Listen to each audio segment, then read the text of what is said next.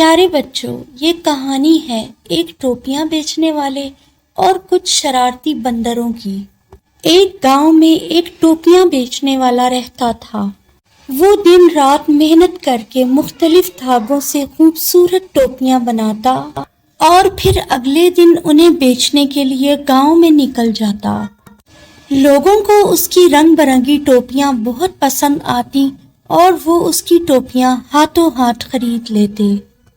اس کے اپنے گاؤں سے دوسرے گاؤں جاتے ہوئے راستے میں ایک خوبصورت جنگل آتا تھا جس میں کچھ شرارتی بندر رہتے تھے۔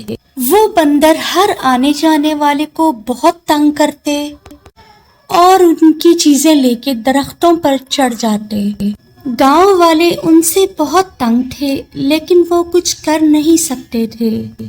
ایک دن جب وہ دوسرے گاؤں جانے لگا تو ایک بزرگ نے اسے بندروں کے بارے میں بتایا اور کہا کہ ان بندروں سے بچ کے رہنا، کہیں وہ تمہارا نقصان ہی نہ کرتے۔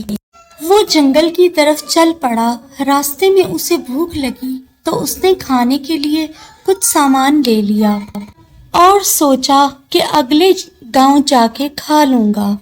لیکن جب وہ جنگل میں پہنچا تو اس سے بھوک برداشت نہ ہوئی اور وہ ایک گھنے درخت کے نیچے بیٹھ گیا اور کھانا کھانے لگا۔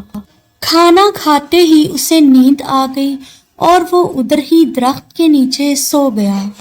تھوڑی دیر بعد شور کی وجہ سے اس کی آنکھ کھلی تو وہ بہت پریشان ہوا کیونکہ اس کی ٹوپیاں غائب تھیں۔ بس ایک ٹوپی اس کی ٹوکری میں پڑی تھی۔ اس نے اوپر دیکھا تو بندر اس کی ٹوپیاں پہنے اسے چڑھا رہے تھے۔ اس نے سوچا میں کیا کروں، کیسے ان سے ٹوپیاں واپس لوں۔ اس نے بندروں سے کہا میری ٹوپیاں واپس کر دو۔ بندروں نے بھی یہی کہا۔ پھر اس نے کہا نیچے آؤ۔ بندروں نے بھی یہی کہا۔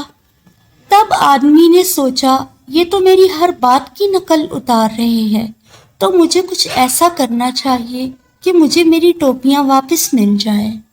اسے ایک ترکیب سوچی۔ اس نے اپنی ٹوپی ہوا میں اچھالی اور نیچے گرا دی۔ بندروں نے بھی اس کی نقل اتاری اور ایک ایک کر کے اپنی ٹوپیاں اتار کر پھینکتے گئے۔ آدمی نے جلدی جلدی ساری ٹوپیاں اٹھا کے ٹوکری میں رکھی اور بندروں کو چڑھاتا ہوا خوشی خوشی اگلے گاؤں چلا گیا۔ بچوں، اس کہانی سے سیکھنا چاہیے کہ مشکل میں صبر اور عقل مندی سے کام لے تو ہر مشکل کا حل مل جاتا ہے۔